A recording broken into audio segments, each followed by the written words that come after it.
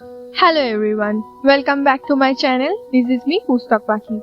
As I said in my previous video, today we will discuss the first chapter, which is the meaning of literature from this book.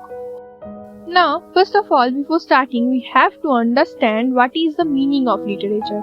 Now, as I said the meaning of literature, then the first thing which occurs in my mind is there are three qualities in literature: the artistic quality, the suggestive quality, and the permanent quality. Now, the artistic quality of literature should talk about the truth and beauty of the world or whatever it may be, and which is very common in the world, but it must be noticed by someone special or the author who noticed the truth and beauty in that piece or work of art. Basically, the thing is, what we the common people can't see in the little things, that is the beauty around us, has been shown by some special person or the author, what you like to call. And all work of art must reveal something which is again some kind of truth and beauty. Now the second quality is the suggestive quality of literature. It means that it should appeal to our emotion rather than to our intellect. What it actually means is that it is something which inspires you to think and understand beyond the actual words written on the pages. Now the third one is permanent.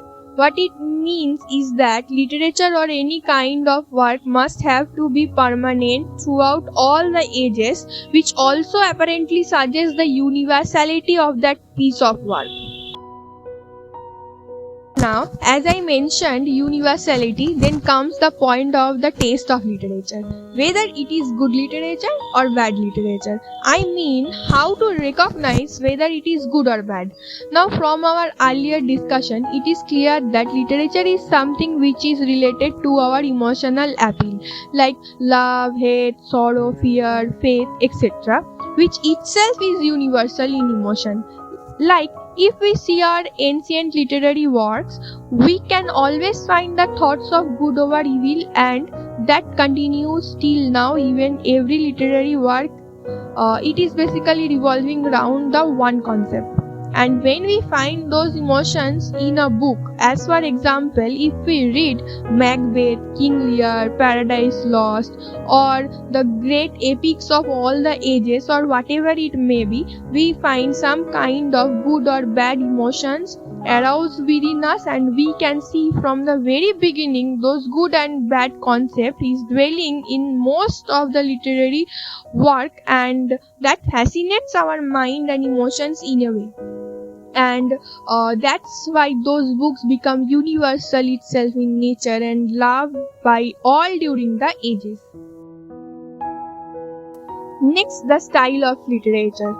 Every literary work bears its own style. As for example, Shakespeare, Milton, Chaucer, all of them have their own style. Style is something which varies from author to author. Use of their own words, sentences, language, imagination, mood, sentence arrangement, throughout which they reflect deep thoughts and feelings, sometimes of their own life and sometimes of some experiences. Now the point is the object of studying literature. At this point, we have to know our old ancestors, like how their thoughts of life and death, their thoughts of God, what they love, what they feared, and then we have to look upon history and then to the literature which they themselves preserved. For instance, if we look upon the history of the Anglo-Saxon, we learn that they were sea rovers, pirates, explorers, great eaters and drinkers. But if we want to know about their feelings and their thoughts, we have to learn their literature. As William J. Long says, to understand them we must read not simply their history, which records their deeds, but their literature which records the dreams that made their deeds possible. Hope you like this video, and thanks for watching. For more videos, do subscribe to my channel.